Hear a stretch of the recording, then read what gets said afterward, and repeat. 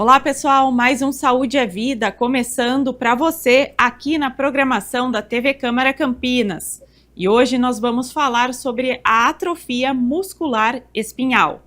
Mas antes de entrar aqui no nosso assunto, eu tenho um recado para você que está em casa, que para participar do Saúde é Vida e sugerir um tema aqui para o programa é bem fácil.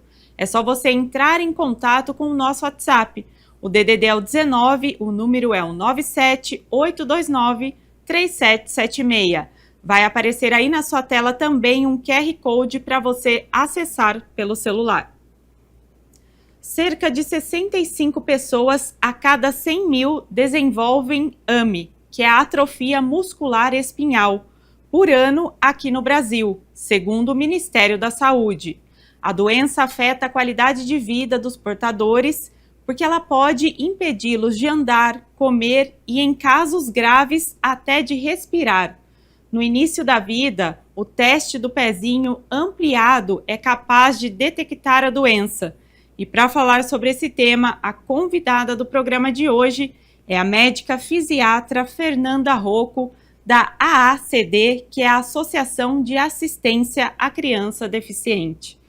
Doutora Fernanda, muito obrigada pela sua participação aqui no nosso programa no Saúde à Vida. Seja bem-vinda. Obrigada, eu que agradeço. Doutora, vamos falar um pouquinho o que é a AME, né? A atrofia muscular espinhal. Então, a AME é uma doença hereditária que vai causar uma alteração no gene sobrevida do neurônio motor. E aí é interessante a gente saber o que é o neurônio motor. O neurônio motor é a parte que liga a parte neurológica do cérebro, da medula espinhal, até os músculos, propriamente dito. Então, ele é o responsável pela contração da musculatura. É aquilo que você falou na abertura. O paciente que tem amiotrofia espinhal, ele tem o comprometimento da função motora e impede a contração muscular, tanto voluntária, como pegar um copo d'água, andar, falar, como as funções involuntárias de respirar e os batimentos cardíacos. Então, a AME é um grupo bastante heterogêneo de pacientes e varia de acordo com a idade de início, grau de comprometimento, tanto motor quanto respiratório, comprometimento nutricional e até o acesso ao diagnóstico e aos tratamentos. E, doutora, quais são os tipos mais comuns de AME? Tradicionalmente, a gente classifica a AME em 5 tipos, de 0 a 4, de acordo com a idade de início dos sintomas e a gravidade que esses pacientes têm de comprometimento. Então, o tipo 0 são aqueles pacientes mais graves, um comprometimento já intraútero, então uma mãe que não sente a criança mexer tanto dentro da barriga durante a gestação, a criança nasce já com grave comprometimento respiratório e motor, acaba não atingindo nenhum marco motor e a sobrevida é bem pequena antes dos 6 meses. O tipo 1 é o tipo mais comum, que é um comprometimento bastante grave, antes dos 6 meses, grave comprometimento respiratório, grave comprometimento motor, são crianças que, se seguir a evolução natural da doença, não conseguem sentar sem apoio, têm uma sobrevida um pouquinho mais restrita, perto dos 2 anos. Então, sendo o tipo mais comum, acaba não sendo o tipo mais prevalente por conta dessa sobrevida curtinha. Os tipo 2 e o tipo 3 são os pacientes que a gente encontra mais no centro de reabilitação. O tipo 2 começam os sintomas antes dos 18 meses, comprometimento respiratório bem prejudicado pela escoliose, então são pacientes que acabam necessitando de cirurgia, e são pacientes que podem sentar, conseguem ficar em pé, trocar até alguns passos de forma adaptada, mas não tem uma marcha funcional. Já o tipo 3 são pacientes menos graves, em geral sem comprometimento respiratório, e que vão ter marcha por algum momento de sua vida. O tipo 4, que é o tipo mais raro, que é a forma do adulto, é o que a gente acaba menos vendo, talvez por ser menos diagnosticado, que são pacientes que, com o passar do tempo, começam a ter queixas funcionais, às vezes até sutis, uma dificuldade para pentear o cabelo, para subir uma escada, para uma marcha a longa distância, mas tradicionalmente esses são os tipos de AME. E, doutora, quais são as principais características, né, do quadro dessa doença? existem alguns sintomas que são mais comuns em todos os tipos? Olha, o que a gente vê por conta do comprometimento do neurônio motor são crianças que têm atraso ou crianças que não atingem os marcos motores. Então, o que são os marcos motores? É sustentar o pescocinho por volta dos 4 meses, sentar sem apoio por volta dos 6, ficar de pezinho, andar por volta de 1 ano. Então, a gente precisa ficar bastante atento a crianças que têm um atraso nessas aquisições motoras. A gente sabe que não prestar atenção nisso atrasa muito o diagnóstico. Às vezes a gente espera que cada criança tenha seu tempo, vai conseguir, mas é melhor a gente avaliar essas crianças assim que tiver um atraso. E nos casos dos adultos, o que eu falei, essas perdas motoras, ainda que sutis, precisam ser observadas. Isso para a gente fechar um diagnóstico sintomático, né? Para a gente dar essa hipótese de SEAME para poder fazer o exame que vai confirmar. No caso dos adultos, doutora, acho que gera até uma confusão com a doença de Parkinson, né? Porque é bem parecido o quadro, os sintomas, não é? Nos adultos acaba tendo um diagnóstico mais difícil, porque sempre que o adulto tem uma dificuldade motora, a gente fica pensando, será que é só pela idade? Ou será que é uma outra doença que está lá degenerativa aparecendo no início? Isso realmente pode confundir. Uma coisa que a gente precisa ficar atento, como é uma doença genética, hereditária, então, em geral, tem outros casos na família, então isso ajuda a gente a nortear também. Então, às vezes, teve um irmão, tem algum outro caso na família que faça a gente pensar em ser amiotropia espinhal. E no caso dos bebês, né? Na gestação já é possível a mãe identificar se a criança vai desenvolver ou não a AME? Na gestação, não, mas a AME, desde 2021, foi incluída na triagem neonatal, né, no teste do pezinho, então isso é muito importante. Anteriormente, a gente só conseguia fazer um diagnóstico precoce, pré-sintomático, numa família que já tinha uma criança com AME, então nos irmãos a gente ficava atento para saber mesmo antes de sintomas. E agora, no teste do pezinho ampliado, mesmo sem sintoma nenhum, mesmo sem história na família, a gente já consegue fechar esse diagnóstico precoce, que é muito importante. E esse diagnóstico já consegue ser feito no próprio SUS, é isso, Fernanda?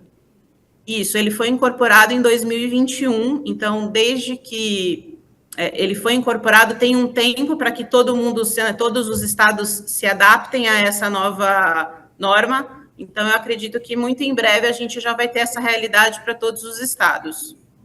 E com relação à causa, ela é totalmente genética? Isso, é uma doença genética, isso. O que acontece é uma doença genética, na sua grande maioria, de herança recessiva, então, assim, os pais são portadores dessa mutação, e aí passam esse gene mutado para o filho. Então, tem uma chance desses pais portadores de 25% de ter um filho com amiotropia espinhal. Então, é importante fazer um aconselhamento genético para a gente saber quais são as famílias que estão aí em risco de ter um filho com qualquer doença neurológica. E no caso, um casal tem um filho que já tem a doença, né? Já tem esse quadro. Já tem o diagnóstico. Isso. O segundo filho vai ter com certeza também? Ou não, isso não é? O índice de recorrência é de 25% em cada gestação. Então, já tive um filho com AME, então na minha próxima vou ter com certeza? Não.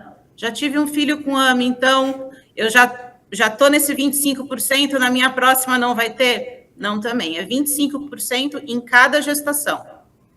Entendi. E doutora, nesse sentido, né, que a gente falando aqui do teste do pezinho ampliado, qual que é a importância desse exame para essas famílias? A maior importância de um diagnóstico precoce é a gente conseguir ter acesso tanto à reabilitação, então a gente já consegue que essa criança chegue num médico especializado, na terapia especializada, mesmo antes de ter queixas, e hoje em dia ter acesso aos medicamentos, que a gente já sabe que para a AME hoje em dia tem 3 medicamentos aprovados que mudam a história natural da doença. Então, eu consigo ter crianças com uma sobrevida livre de complicações, mais ativas, integradas na sociedade. Então, assim, é muito importante esse diagnóstico precoce. Exatamente, por isso que é importante que todas as mães, né, procurem e sempre façam esses testes, né, porque, e gratuitos ainda, né, pelo SUS. Exatamente. Então não tem por que não fazer, né, doutora? Isso, exatamente. É muito importante porque muda muito a sobrevida para a criança, muda muito para a família que consegue se manter economicamente ativa, porque o que a gente vê nesses casos é que muitas vezes a mãe ou o pai param de trabalhar para cuidar dos filhos. Então, se a gente tem uma criança mais ativa, menos comprometida, é um bem ali social para todos, né? Com certeza. Doutora, uma dúvida que gera, né, se a AME, ela causa algum tipo de dor.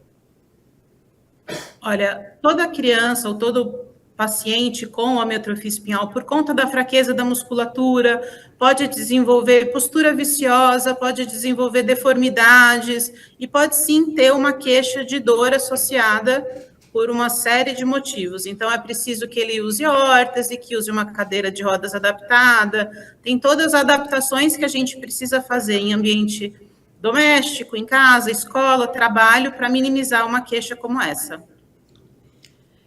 Doutora Fernanda, a doença ela afeta a parte cognitiva da pessoa e também outros sistemas, né? Como pode afetar o respiratório, digestivo, a fala, é isso?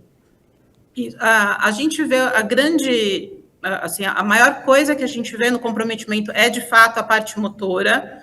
Para os pacientes com AME, em geral, a parte cognitiva é preservada. Então, isso é uma coisa bacana da gente deixar aqui ressaltado, que, em geral, são crianças, jovens e adultos com a cognição preservada, tem só o comprometimento motor, respiratório, realmente a parte da alimentação, muitas vezes, está prejudicada, porque como compromete o músculo, a gente usa músculo para tudo, usa músculo para falar, usa músculo para respirar, usa músculo para comer. Então, posso ter realmente um comprometimento de várias áreas associadas, mas ressaltando que, em geral, a cognição é preservada. E qual que é a expectativa de vida, né? A AME não tem cura, né? E qual que é a expectativa de vida para essas pessoas? Existe uma certa qualidade de vida? É possível isso ser alcançado? Olha, se a gente pensar na evolução natural da doença num paciente que não teve acesso a essas novas medicações, a sobrevida está muito relacionada àqueles subtipos da classificação tradicional que eu falei para você. Então, quanto mais grave o comprometimento do paciente, menor a sobrevida, em geral por intercorrências respiratórias. Né? Então, a AME é uma doença rara. Se a gente for pegar evolução natural, então, ela é a maior causa genética de óbito em crianças com menos de 2 anos. Então, ela realmente tem um comprometimento muito importante, muito acentuado.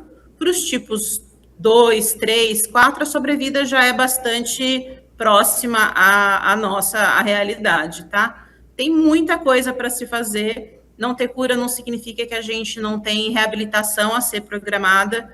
Então, a gente precisa, sim, investir nesse paciente em termos de inserção social, casa, escola, trabalho. A gente tem que ver a parte de alimentação, orientações respiratórias, posicionamento, e tudo isso gera qualidade de vida, né? Quanto melhor eu deixo esse paciente apto para estar na sociedade, eu estou melhorando a qualidade de vida dele. Até, doutora, eu gostaria que você falasse um pouquinho também do trabalho que é feito aí na AACD, né, nessa associação, que voltada aí, né, para criança com deficiência, e explicar um pouquinho, né, como que vocês atuam. A AACD, na verdade, é uma instituição que atende crianças, jovens e adultos. O nosso perfil tem mudado nos últimos anos, porque tem um envelhecimento da população como um todo. Então, a gente tem desde os nossos pacientes que entraram aqui criança e que envelheceram junto com a gente, até a população mais jovem e idosa que tem se tornado portadora de deficiência, né? Que são várias, AVC, lesão medular, amputações, trauma de crânio, e não só as doenças neuromusculares. Então, a amiotrofia está dentro da doença neuromuscular, que é uma das particularidades que a AACD aqui atende. A gente tem o tratamento para essas crianças que estão fazendo uso da medicação e também uma parcela grande que ainda não consegue fazer o uso da medicação. E o nosso protocolo visa melhorar a funcionalidade dela baseada na idade e em qual estágio da doença que ela está, pensando em amiotrofia espinhal. Tá? Então, a gente faz um protocolo motor, respiratório, avalia disfagia, fala, é um programa de reabilitação bastante completo. E doutora, você acredita que ainda falta um pouco de conscientização sobre a doença? Porque é algo pouco comentado, né? A gente quase não escuta, não se vê falar muito sobre. Eu acredito que sim, esse mês de agosto, inclusive, é o mês de conscientização sobre a AME, então é bastante importante a gente estar aqui falando sobre isso. AME é uma doença rara, AME é uma doença que precisa ser melhor conhecida para a gente conseguir, naquele estágio, de fazer o diagnóstico mais precoce. Se os médicos não pensam em AME, a gente não fecha o diagnóstico de AME, então acho que tanto a população quanto a classe médica também precisa conhecer melhor essa doença. E eu estou aqui na ACD tem 22 anos e a gente hoje está falando de uma doença que tem 3 medicamentos específicos e que mudam a evolução natural da doença, o que era impensável até 10 anos atrás. Então, acho que conhecimento é realmente uma arma que a gente tem e que tem que usar para que as doenças sejam melhor tratadas. Exatamente, né? Apesar aí de não ter cura, né? Infelizmente, acho que a medicina avançou muito nesse sentido, né? Trazendo essas medicações e possibilidades de mais qualidade de vida também. Isso, a gente fala que a gente ainda não tem um medicamento que efetivamente cure essas doenças, mas no caso das doenças evolutivas, a gente tem medicações que estabilizam a progressão da doença.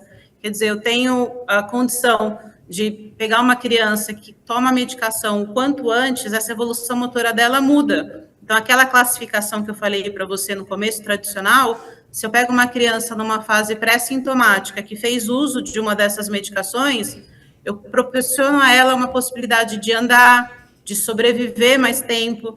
Então, é muito importante. Então, para a reabilitação, a gente nem sempre vai ter a cura, mas a gente tem que ficar atento a outras coisas que são muito importantes. Então, estabilizar a doença, uma vida livre de complicações e eu poder inserir socialmente esse paciente.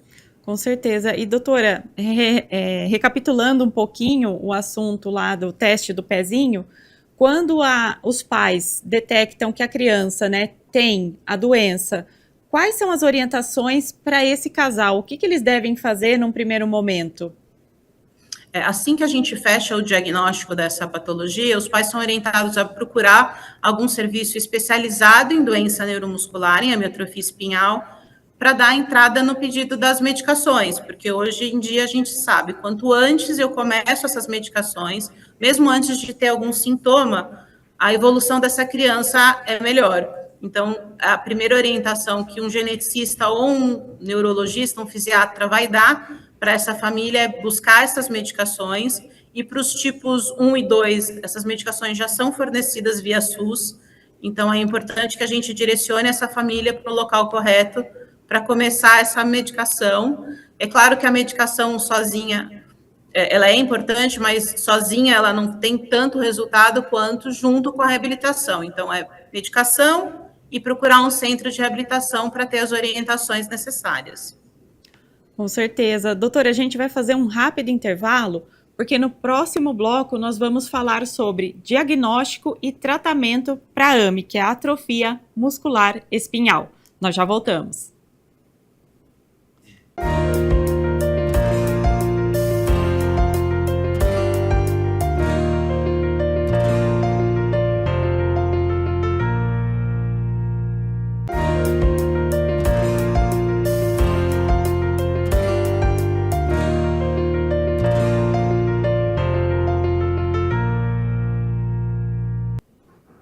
Estamos de volta com o Saúde é Vida e hoje falando sobre a AME, que é a atrofia muscular espinhal, com a doutora Fernanda Rocco. Ela é médica fisiatra da AACD, que é a Associação de Assistência à Criança Deficiente. Doutora, no primeiro bloco a gente falou um pouquinho, né, das características gerais da AME, quais são alguns sintomas, né, a causa, que é genética. Agora, nesse bloco, a gente vai falar um pouquinho sobre diagnóstico e tratamento. Então, começando aí com o diagnóstico, como que ele é feito?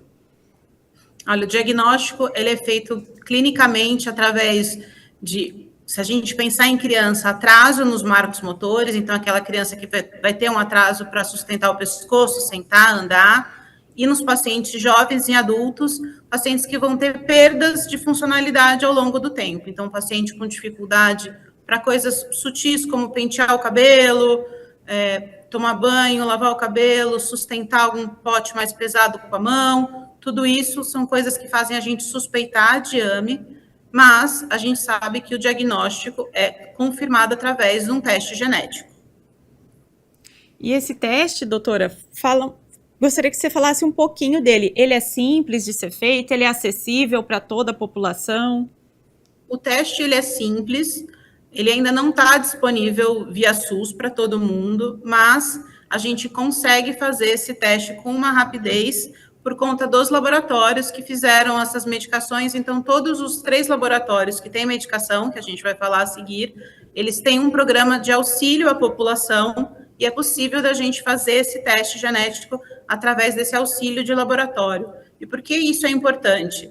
O remédio está liberado via SUS, mas para a gente fazer a prescrição da medicação, eu tenho que ter a confirmação diagnóstica através do teste genético. E, doutora, a gente consegue imaginar que esse teste é uma forma de prevenção da doença? Eu acredito que a gente não consegue prevenir essa doença, porque é uma doença genética, como eu disse. O que ajudaria seria o aconselhamento genético, então a avaliação dos pais antes de ter filhos, para saber se eles são portadores e o risco de ter um filho com uma doença genética. Em termos de testes diagnósticos, eu acredito que o teste do pezinho tem um impacto maior do que o teste genético, porque o teste do pezinho eu pego isso numa fase pré-sintomática, onde os resultados da medicação são realmente mais efetivos, e o teste genético é para aqueles pacientes que já têm um quadro clínico e eu preciso só confirmar a etiologia. Então, se a gente tivesse que investir, eu acho que realmente o teste do pezinho é um investimento muito mais assertivo para esse tipo de doença. Certo. E vamos falar então dos tratamentos que estão disponíveis atualmente, né, para essa doença. Falando aí em terapias, fisioterapias, cuidados respiratórios, que é bem amplo, né, esse quadro Isso. de tratamento. A reabilitação do paciente é bastante ampla. Hoje a gente já tem estudos que comprovam que você está num centro de reabilitação com uma equipe consciente, efetiva, que conheça a patologia, tem de fato um impacto positivo para esse paciente. Então, o ideal e preconizado é que ele esteja com um médico fisiatra coordenando essa reabilitação, junto com a equipe de terapias. Então, fisioterapia motora, fisioterapia aquática, fisioterapia respiratória, terapia ocupacional, fonoaudiologia, tanto para fala quanto para alimentação, psicologia, pedagogia. A equipe é bastante ampla. Então, a equipe de reabilitação consegue, sim, fazer com que esse paciente seja potencializado as suas capacidades. Então, a reabilitação ela não visa ficar olhando no que está difícil ou no que o paciente não consegue fazer. A gente consegue olhar o copo a metade cheia e explorar isso, o que é possível fazer com que o paciente apresenta. E para a AME, a gente hoje tem 3 medicações que, de fato, mudam a evolução natural da doença. Como eu disse, a gente tem uma terapia gênica e 2 outras medicações que melhoram a qualidade da proteína do sobrevida do neurônio motor, tentando melhorar essa função. Então, com essas 3 medicações, as 3 são muito eficazes. O que a gente espera com as 3 é a mesma coisa, que é estabilizar essa progressão para que a gente tenha uma vida livre de complicações. E essas medicações também estão disponíveis no SUS? Isso, as 3 medicações, elas estão no PCDT para AME, que é do Ministério da Saúde, e elas estão disponíveis para o SUS para o tipo 1 e 2 da AME. Agora, em julho, estava tendo uma consulta pública para tentar que o AME tipo 3 também consiga essa medicação via SUS, mas a gente ainda não tem esse resultado. Com relação à alimentação dessas pessoas, né, doutora? Tem que ter uma nutrição adequada, específica? Precisa. Eu preciso, dependendo do grau de comprometimento desse paciente, ter certeza que ele está ingerindo a quantidade tanto de calorias como de água suficientes para o que ele precisa. Tem pacientes que têm um comprometimento maior da deglutição, são pacientes que vão precisar de via alternativa para a alimentação, para que esse peso mínimo seja conseguido. Então, principalmente os pacientes tipo 1 e tipo 2, eles precisam sim de uma avaliação constante com a fono, a gastro, a nutrição para manter isso. E no caso dessas terapias, né, dessas fisioterapias, são exatamente o quê? São exercícios específicos? São exercícios específicos para a gente manter o alongamento, para minimizar a ocorrência de deformidades. São pacientes que, pelo comprometimento motor, podem evoluir com deformidades tanto em membros inferiores quanto na coluna. Então, a gente precisa garantir esse posicionamento para melhorar a função respiratória, maximizar a função motora. Então, são exercícios que não podem ter uma sobrecarga muito grande, a gente precisa respeitar o paciente. Então, é preciso fazer, sim, por um tempo muito prolongado, mas de preferência com uma equipe especializada. E doutora, todos esses tratamentos, é visível quando o paciente começa a ter uma melhora, aumenta aí a qualidade de vida, né, dessas pessoas? Essa progressão é uma realidade? É uma doença progressiva em todos os tipos, então mesmo nos tipos mais leves a gente vê comprometimento evolutivo. É claro que a reabilitação e o medicamento, como eu disse, a gente não tem uma proposta de cura, mas a gente vê sim o paciente conseguindo ter ganhos funcionais, mesmo com a evolução da doença. Então eu sento melhor, eu respiro melhor, eu interajo melhor, então eu me alimento melhor, eu tenho sim condições de ter uma evolução que a gente percebe que o paciente está rendendo mais na escola, está rendendo mais no ambiente de trabalho. São pacientes que hoje em dia a gente está fazendo muito bem uma transição da idade de criança para adulto, então são pacientes que a gente hoje em dia se preocupa com gestação, sexualidade, casamento, coisas que a gente até pouco tempo atrás não imaginava. Então, isso de fato é qualidade de vida, né? O paciente está programando a vida dele muito além de uma data limite que eles tinham. Com certeza. E doutora, como que é feita toda essa inserção desses pacientes na sociedade? Como você falou, a criança na escola, o adulto ali no trabalho, na comunidade que ele vive, é um desafio ainda? Como que vocês trabalham isso? Ainda é um desafio. A gente da reabilitação, a gente costuma dizer que a gente é uma escola, a gente ensina, orienta como que tem que ser feito. A família é uma parte importantíssima desse processo todo, porque a família precisa levar, sim, o que aprende no centro de reabilitação para fazer em casa, e a gente precisa que os outros locais também sejam receptivos a essas mudanças necessárias. Então, eu preciso, desde um projeto arquitetônico numa escola, que possibilite uma criança em cadeira de rodas chegar, ter acesso até a sala dela. Eu preciso, numa empresa, que eu tenha essa acessibilidade para usar um banheiro adaptado. Então, assim, são questões que vão além da parte médica, de engenharia, de arquitetura, de uma série de questões que precisam para que essa inserção seja, de fato, completa, né? Sim, são questões já de políticas públicas mesmo, né? Que já envolvem a questão da acessibilidade, que a gente sabe que tem muito ainda para avançar, não é mesmo?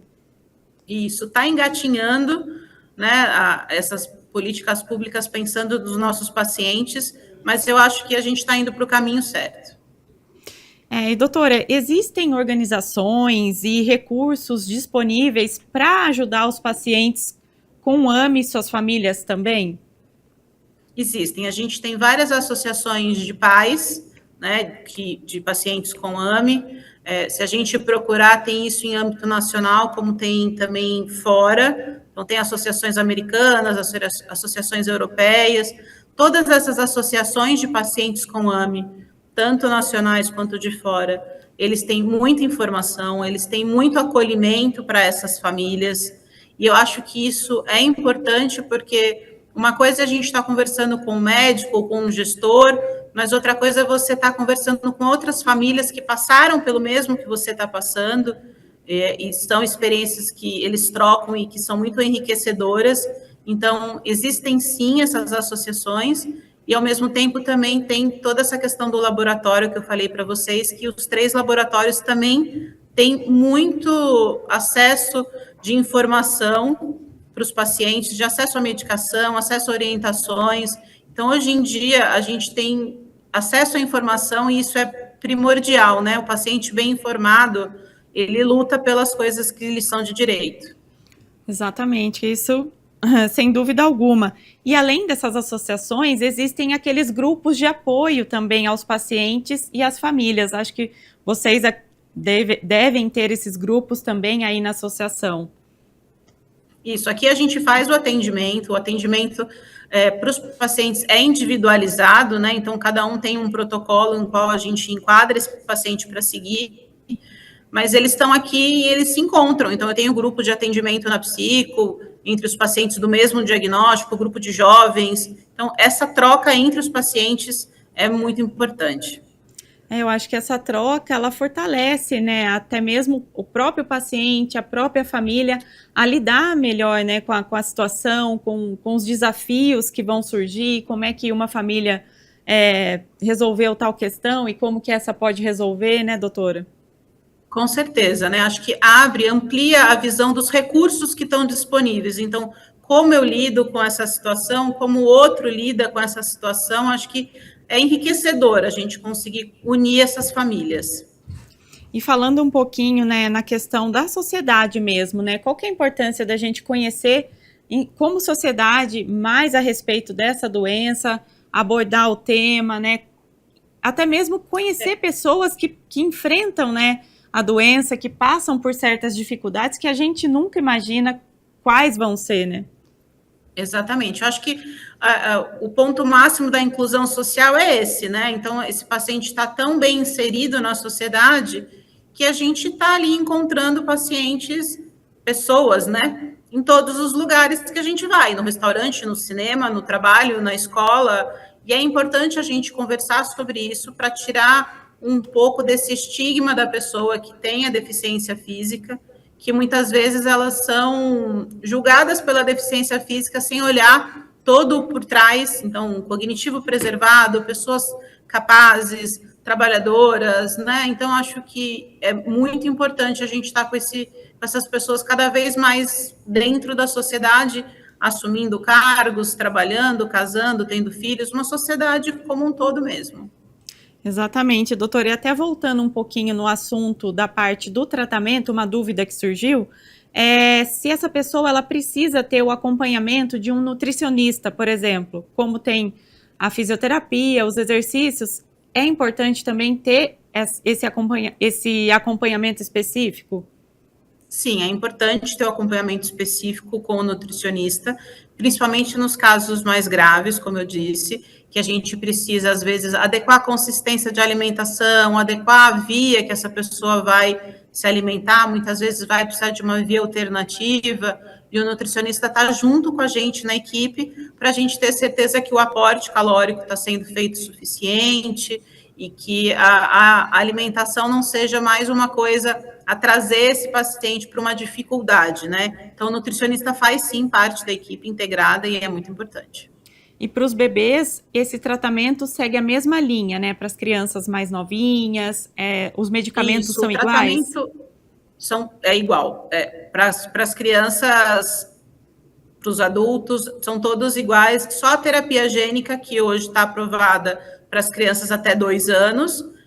Então, isso tem a importância do teste do pezinho aqui, mais uma vez, para a gente fechar esse diagnóstico precoce. E as outras 2 medicações para crianças, jovens e adultos.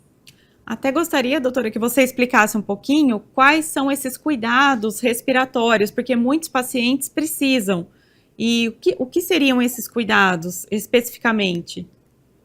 A gente precisa ficar atento, então, se o paciente está conseguindo, de fato, ter uma vida sem intercorrências respiratórias. Então, assim, muitas internações, pneumonias, dificuldade para respirar. São pacientes que, à noite, quando a gente deita, a parte respiratória fica um pouquinho mais comprometida, então acorda muitas vezes durante a noite, um sono não reparador, dor de cabeça no começo do dia, trocar o dia pela noite, tudo isso são sinais para a gente de alerta que esse paciente está com comprometimento respiratório.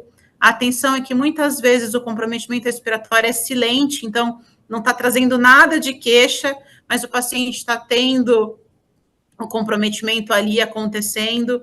Então, pneumonia por aspiração, dificuldade para respirar, tudo isso é importante. E a gente faz treinos com o paciente para tentar fortalecer essa musculatura respiratória. Muitas vezes só esses exercícios deixam de ser suficientes e passa a precisar usar um ventilador à noite para ajudar a respirar melhor. Então, realmente, a parte respiratória é a atenção máxima. E doutora, para os idosos, esse tratamento também segue a mesma linha ou tem algum cuidado a mais, algo mais assim especial?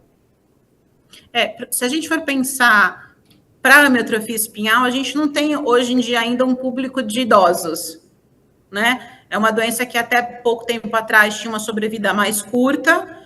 A gente tem esses medicamentos há bem pouco tempo, então o primeiro medicamento aprovado foi em 2019. Então, a gente ainda não tem os nossos pacientes com AME idosos, a gente tem os adultos que estão chegando aí com tudo, mas toda a atenção é exatamente igual para os bebês até os pacientes mais velhos. Quanto mais comprometido, mais atenção a gente tem que ter para o ponto de vista respiratório e nutricional, e os pacientes menos comprometidos, às vezes a gente precisa ficar atento quando o paciente tem, por exemplo, um quadro gripal que pode piorar a função respiratória em decorrência dessa infecção. Isso a gente precisa ficar atento, sim, nos pacientes mais velhos e menos comprometidos.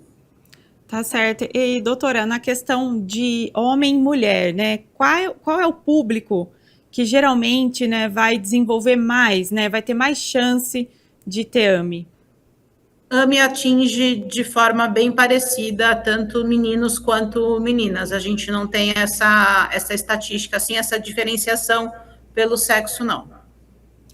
Doutora, então, para a gente recapitular aqui um pouquinho, né, sobre o assunto, eu gostaria que você deixasse, né, um recado principal para quem está em casa, vendo aqui o programa sobre essa doença, o que é importante ficar atento, né, pais, mães, as pessoas, né, da sociedade de uma forma geral.